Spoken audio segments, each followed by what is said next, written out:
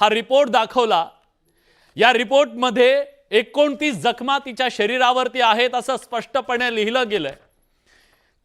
Doctor तर असं म्हणतात की तिच्या अंगावर एक अशी जागा नव्हती जिथं जखम नव्हती। याचा अर्थ हे प्रकरण किती गंभीर आहे हे वेगळं सांगायची गरजच नव्हती। मग अशा परिस्थितीमध्ये या सगळ्या प्रकरणाचा तपास केवळ खुंडाबळी अशा पद्धतीने एक आत्महत्या म्हणून जी केली गेली हे योग्य होतं का? आज ही परिस्थिती निर्माण झाली आहे का की आता हे सगळं पोलिसांच्या हातून काढून घेऊन सीबीआय आणि तत्सम सगळ्या महत्त्वाच्या यंत्रणांकडे हे द्यायला हवं का? माझा थेट सवाल आहे। सुषमा ताई, या सगळ्या संबंधाने मी मागच्या वेळेलाही मांडणी केलेली होती की ज्या पद्धतीने अगवनेच्या शरीरावरचे जे एकूण व्रण होते ते व्रण बघता खरं तर आपल्याला आमचीच एक बहीण तिची डिग्निटी राखायची म्हणून ते फोटो आम्ही शेअर केले नाही, परंतु तिच्या शरीरावरचा असा एकही भाग नव्हता की ज्या भागावर जखमा नाही, तिला मारहाण नाही, पण ते फोटो आम्ही जाणीवपूर्वक शेअर केले नाही। परंतु ते सगळं जर चित्र बघितलं तर प्रथम दर्शनी तो मृत्यू संशयास्पद मृत्यू म्हणून तरी किमान पोलिसांनी त्याची नोंद करणं अपेक्षित होतं, मात्र पोलिसांनी तशी नोंद केली नाही। पोलिसांकडून अपेक्षा आमच्या फोल ठरतात म्हणून आम्ही प्रश्न कुणाला विचारावा की बाबा ठीक आहे महिलांच्यासाठीचा जबाबदार आयोग म्हणून आम्ही महिला आयोगाला, तर आजच आपण बघितलं की ज्या महिला आयोगाचे मोठे दावे होते की आमच्याकडे टोल फ्री नंबर सुद्धा आहे, तर त्यांचे दोनही नंबर बंद आहेत, त्यांची ऍक्सेसिबिलिटी नसते। प्रश्न विचारल्यावर त्या पत्रकारांना सामाजिक कार्यकर्त्यांना चिल्लर ठरवतात। त्या काय म्हणजे त्यांचा अहंकार असा चरमबिंदूला पोहोचलेला आहे।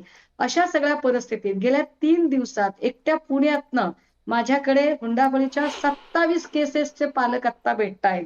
बरं हे अजून धक्कादायक आहे या सगळ्यांमध्ये की फक्त सर्वसामान्य कुटुंबातल्याच मुली आहेत असं नाही,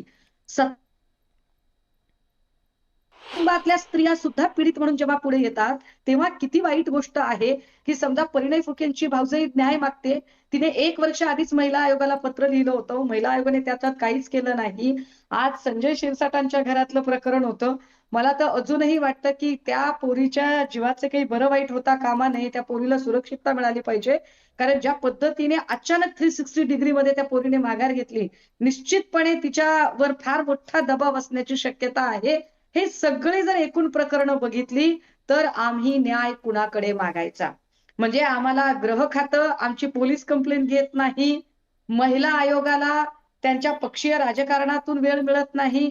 आम्ही सातत्यानं म्हणतोय की महिला आयोगावर नॉन पॉलिटिकल कुणीतरी व्यक्ती नेमा, कुठलीच पॉलिटिकल पार्टीची व्यक्ती असू नये त्या महिला आयोगावर, जेणेकरून विरोधक सत्ताधारी असा खेळ न खेळता त्या सरसकट न्यायाच्या भूमिकेत आणि निरपेक्ष भावनेतनं काम करू शकतील आणि त्या पद्धतीने झालं पाहिजे।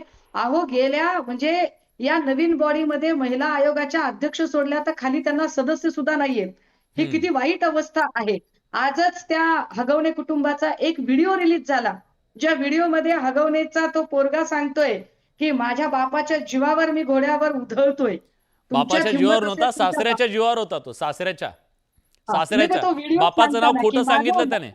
बापाचा काही संबंध नव्हता, बापाचा संबंध नव्हता। आता आता या सगळ्यांच्या मध्ये अजून किती विशेष गोष्ट आहे की ज्या निलेश चव्हाणचा शस्त्र परवाना ग्रामीण पुणे पोलिसांनी नाकारला होता, ज्याच्यावर अनेक गुन्हे दाखल आहेत, जो वॉन्टेड होता पोलिसांच्यासाठी, त्याचा शस्त्र परवाना हा जालिंदर सुपेकर यांच्यासारख्या अत्यंत महत्वाच्या अधिकाऱ्याच्या रेकमेंडेशनने व्हावा, त्या निलेश चव्हाणला अजूनही अटक होत नाही। हे हे जे सगळे जे आहे ते चक्रावून टाकणारे आहे आणि गृहमंत्री यावर चकार शब्द बोलत नाहीत। ज्यांच्याकडे महिला आयोग आहे तो खरंय, गप्प राहतो। मला एकूणच आपल्या चॅनलच्या व्यवस्थेची माध्यमातून जी सगळ्या भूमिका आहे ती संशयाच्या भोवऱ्यात आहे, प्रश्नांकित करणारी आहे। तुम्ही म्हणताय मला